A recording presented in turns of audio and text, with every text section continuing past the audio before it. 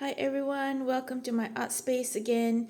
Thank you so much for all your lovely comments about my last video, and we are nearly there with this journal. So if you're first time here and you haven't watched any of my video, welcome. Have a look on the magazine series journal if you want to know how to make some of these pages. Today I wanted to show you something that we can use from the pages of the magazine to make this little pocket. As you can see, there's you can put things here, here, here, and here, and that will fit in the journal like this. So I thought today what we might do is we might use this, which is the magazine cover, to make the pocket on this side. So I've done that one, and we can decorate that later, and on this side I will use this. So I want to show you that I did cut here a little bit because I've used part of it at the bottom. So this is actually slightly smaller than your normal magazine page.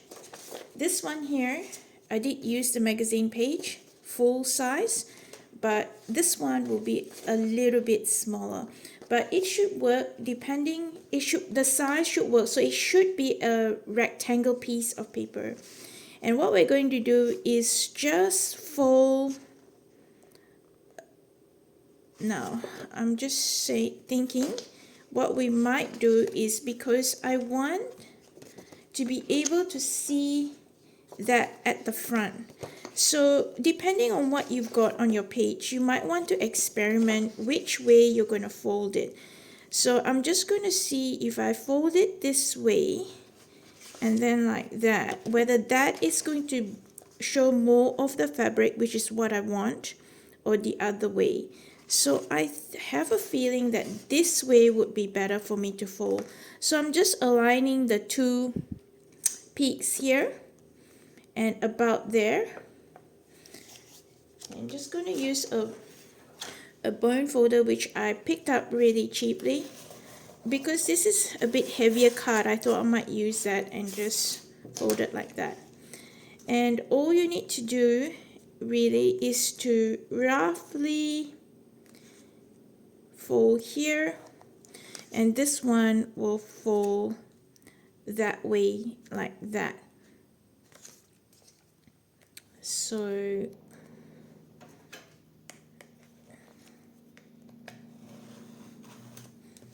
if you don't have a bone folder, you can actually use scissors. That should be fine, and that just folds there.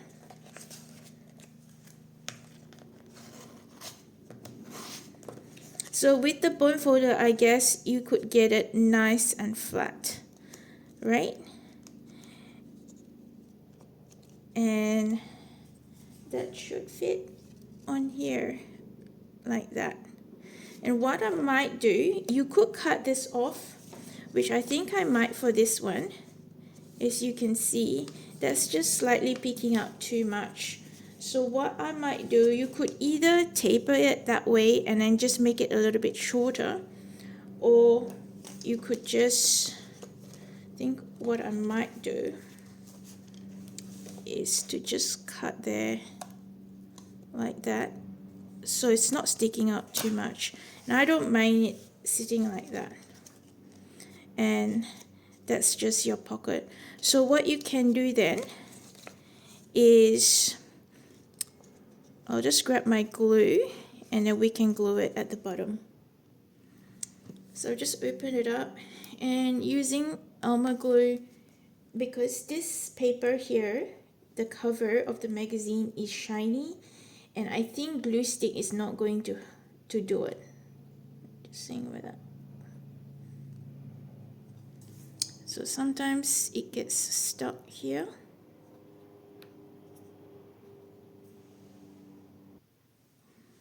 Alright, so a little bit of glue at the bottom here to secure it.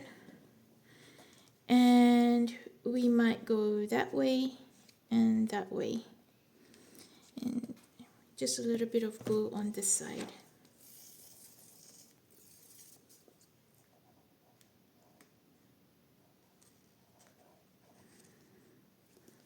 What I'm going to do is I'm going to get my paper clip just to hold it in while it dries. I'm going to use this to just clamp it down and just let it dry like that. So we can glue this other one here as well.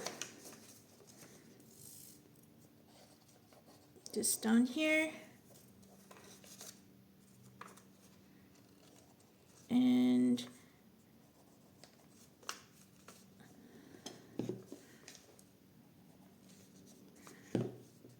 here. Now, of course, you can make this with all sorts of sizes. It doesn't have to be the magazine size. What I'm going to do is I'm just going to cut this in here so that it's not too much sticking out at the top. I know that that looks a little bit strange, but because my book is small, I have to modify it. If you have a bigger journal, that shouldn't be an issue because that needs to actually sit like that. So I might put that one here, and sorry, this one over, although I might flip it. I might do this one this way and this one this way, and I'm going to glue that down. Alright, so that's dry now, and what I'm going to do is to glue this onto here. Decided to swap it again, just adjusting it because my journal is getting quite fat. I'm just trying to make sure that the magazine, this one here, is not going to be hindering the opening of my book for future. So that's the only problem. I think, I love getting my book really fat, but it gets tricky at the end. That's the only thing. So I was thinking of just decorating this part here and placing this here. And I think I could either glue it or staple it. So I might staple it this time.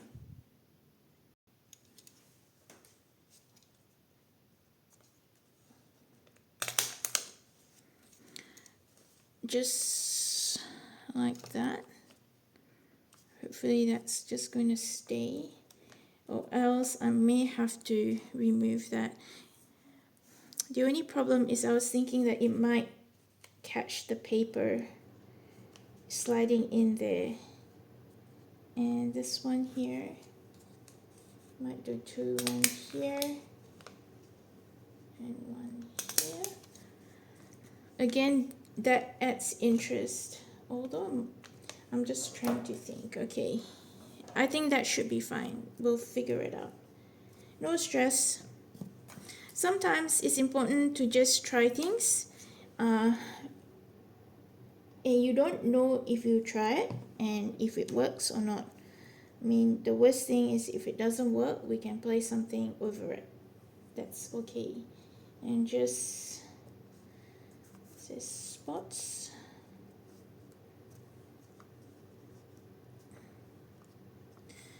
And the other one, I'm going to place that there.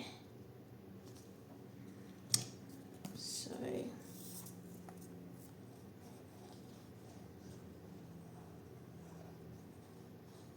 now I find if you get towards the end of the book, what you can do is, if you have a theme where I have my pages sticking out, don't place this edge right to the corner in between the pages. I don't mind that sticks out like that, so that this part here can, when you flip to the next page, it's not going to be an issue. So I'm going to let that dry. Alright, so I decided to put a stapler just there. A staple just there, sorry, and just to hold it in and stopping it from sliding. But that's dry now. So what then you could do, so this is one that I've done a while ago. If you want to know how to laminate flowers to protect them, you feel free to check out my video. And so that can sit in there. These are some business cards that I picked out, and so that can sit there like that, and this one can sit here. Okay, and I just wanted to show you with these pockets you could put something in there, like these mini photos which I love printing from Kmart. And this one can sit just here like that. What else can I put? I was thinking, so these are some leftovers which I'm not sure when I'm going to use. I could just put that there if I want to hide these words, right? And the other thing I could put there is, let's see if we can make words out of this. Alright, I found this and I think I'm going to put it there. The problem with this is I have quite a lot of vowels missing, and so I've used most of them, so I can't think of any other words. Let me know how would you use some of these which are non-vowels to add to your page. Apart from, I guess, adding them randomly, and sometimes that's what happens, like this number 2. Is there any significance? I don't think so, but I think, you know, people like using numbers, and so it just sits there for now. And okay, normally I do use my glue stick, but since I've got my Elmer glue here, I'm just going to use the Elmer glue. And I found that in on the magazine page, and I think I'm going to put that here just for added interest. Alright, so I've glued that there, and I found this. So this is another one which I did. I laminated that with my pressed flowers, and I think that can go in there. Can you see how many pockets I've made?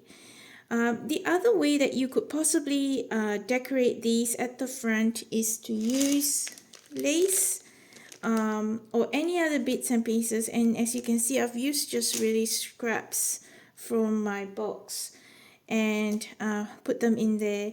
But this definitely is a great way to add extra interest and pockets and tucks into your journal. I just want to thank you again for watching, for all those who have left feedback. See you in the next video. Enjoy crafting and making and journaling. See you. Bye.